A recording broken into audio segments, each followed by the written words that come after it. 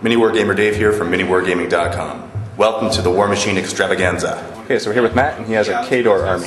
Yes, I do. Just started collecting it about a week and a half to 2 weeks ago.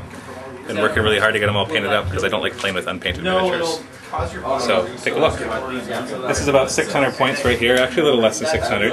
I'm going for an all-Jack army. Not that it's the best strategic choice, but because I just love the look of the Jacks so much and I love painting them so much that I'm collecting them. These guys are not Jacks, these are Man of Wars. But since Khador doesn't have light Jacks, these are the closest thing you can really get to them. And they look like light Jacks because they're heavy armor. Anyway, let me just quickly go through everything here. I have the Warcaster that comes with the battle box. Her name is Commander Sorsha, or Sorcha, or I'm sure there's probably 10 ways to pronounce it. She's pretty good. She's a good starter caster because she has some nice offensive abilities and the ability to freeze units in place. The big disadvantage with the Khador army is that they really suck at hitting in close combat, except for these guys. These guys are good. But your Jacks all have a really low melee attack roll, which means as much as they do a lot of damage when they hit, they don't hit very often. So you can use her.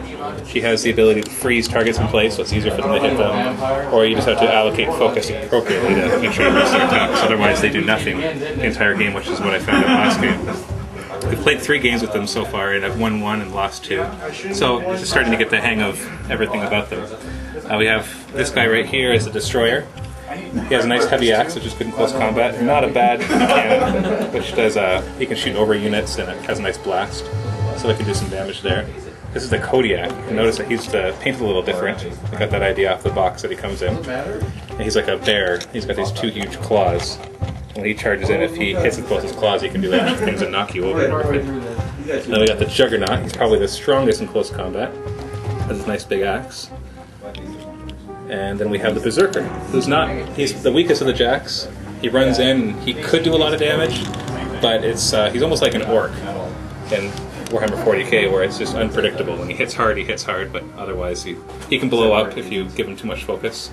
So you're always taking a chance with him. He's very unstable. Still a lot of fun to play with though. So overall, it's a fun army.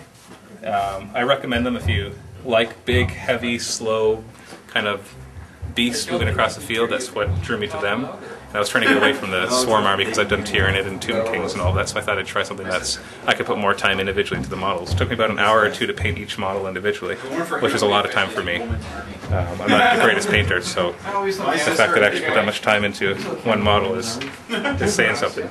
So that's my army. It's a lot of fun to play. And that is all.